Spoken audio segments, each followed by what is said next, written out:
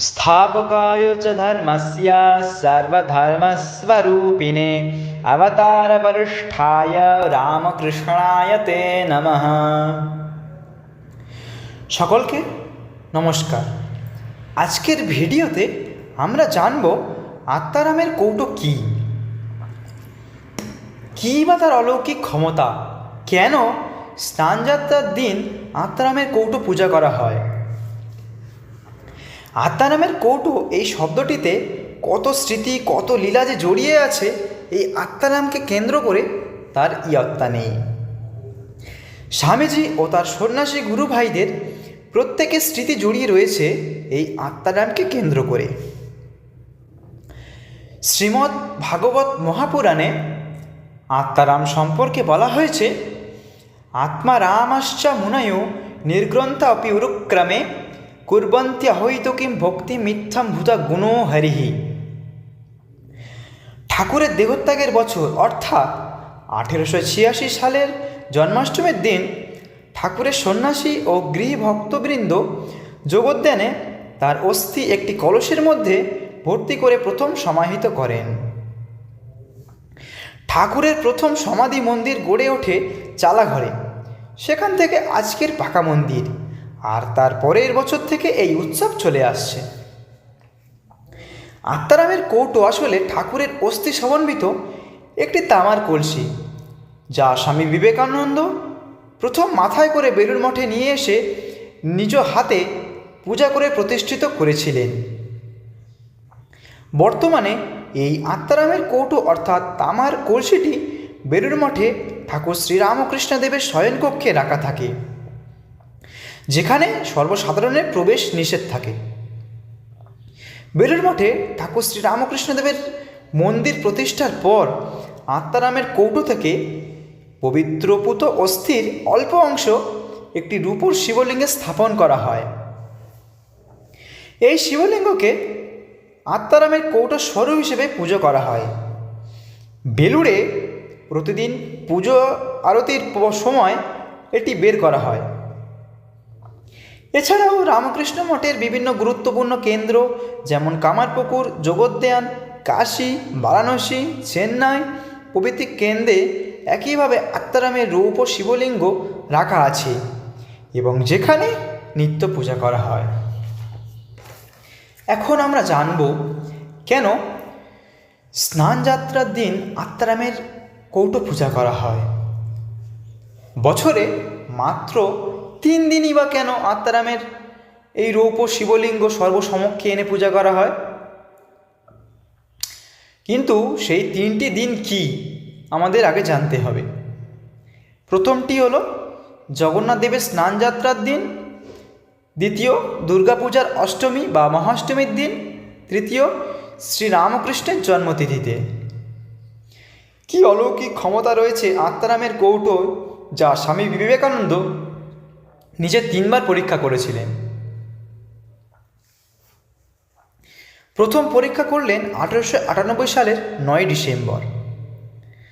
সেদিন বেলুড় মাঠের দোতলায় ঠাকুর ঘরে স্বামীজি নিজ হাতে পূজা করে আত্মারামের কৌটোকে পায়েস নিবেদন করলেন এবং বললেন, ঠাকুর তুমি জনকল্যাণের জন্য এখানে থাকো, এবং আত্মারামের কৌটোর দিকে তাকিয়ে বললেন, বলো থাকবে। এবং তার উত্তরে স্বামীজি শুনলেন ঠাকুর বললেন থাকব। তার উত্তরে স্বামীজি আবারও বলতে বললেন, বলো তুমি এখানে থাকবে। ঠাকুর আবারও বললেন থাকব। এমনই এই আত্মারামের মাহাত্ম্য। সেদিন স্বামীজি তার গুরু ভাইদের উদ্দেশ্যে বলেছিলেন, ঠাকুর আমায় বলেছিলেন, তুই আমায় যেখানে নিয়ে যাবি আমি সেখানেই যাব আর থাকব। সেই জন্যই আমি তাকে কাঁধে করে মঠ ভূমিতে নিয়ে এসেছি, আর সেই থেকেই আত্মারামের কৌটো বেলুড় মঠে সংরক্ষিত রয়েছে। তারপরের ঘটনাটি হলো, স্বামীজির শিষ্য স্বামী নির্ভয়ানন্দ একবার প্রবল জ্বরে আক্রান্ত হন এবং জ্বর 107 ডিগ্রি পর্যন্ত ওঠে। সঙ্গে সঙ্গে মাথার বিকার দেখা যায় এবং তিনি প্রলাপ বকতে থাকেন। সুস্থ হওয়ার আশা আর নেই দেখে সকলেই উদ্বিগ্ন এবং খুবই বিষণ্ণ।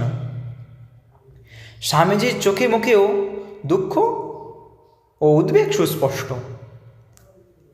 এমন সময় তিনি শ্রী শ্রী ঠাকুরের পূজাকক্ষে প্রবেশ করে তাহার পূজা শেষ করে সেই কৌটোতে, আত্মারামের কৌটো বলে আখ্যা দিয়েছিলেন যাকে, উহা গঙ্গাজলে ধুয়ে সেই পবিত্র জল নির্ভয়ানন্দকে পান করিতে দেন। তারপর হঠাৎই জ্বর বেড়ে গেল এবং ধীরে ধীরে একেবারেই কমে যায়। দেখে মনে হলো তার কিছুই হয়নি। তখন স্বামীজি মহারাজ উপস্থিত সাধুদের প্রতি দৃষ্টি আকর্ষণ করে বললেন, দেখ ঠাকুরের শক্তি দেখ, তিনি কি না করতে পারেন। আত্মারামের কৌটোর প্রতি স্বামীজির ছিল শ্রদ্ধা।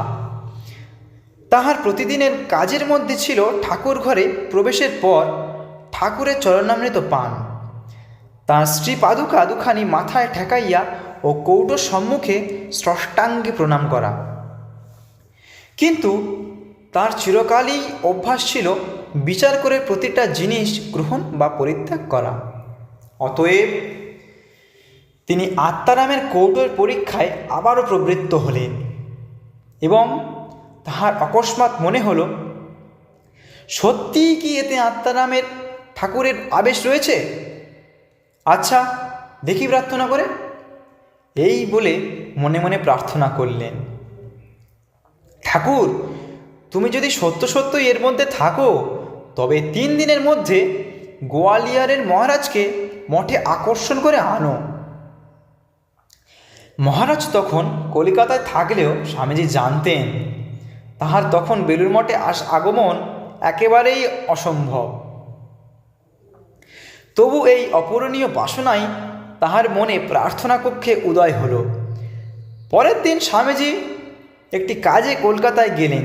বিকেলে মঠে এসে শুনলেন গোয়ালিয়রের মহারাজা গাড়ি করে জিটি রোড দিয়ে যাওয়ার পথে স্বামীজি বেলুর মঠে আছেন কি না খবর নেন এবং জানতে পারেন স্বামীজি তখন মঠে নেন।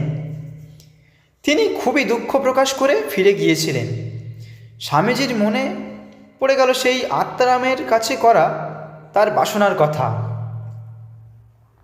এবং তিনি তখনই দ্রুতলয়ে ঠাকুর ঘরে প্রবেশ করে আত্মারামের কৌটোতে মাথা ঠেকাইয়া প্রণাম করিতে করিতে বলিলেন, তুমি সত্যি, তুমি সত্যি, তুমি সত্যি।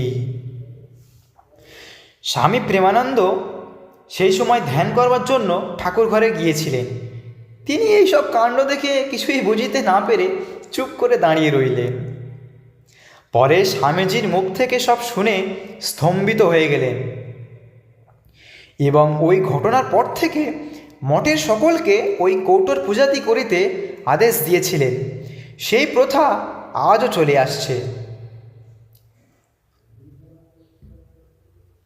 ওম নিরঞ্জনম নিত্যমনন্তরূপম ভক্তানুকম্পাধৃত বিগ্রহম বৈ ঈশাবতারম পরমেশমিড্যম তম রামকৃষ্ণম শিরসা নমামি।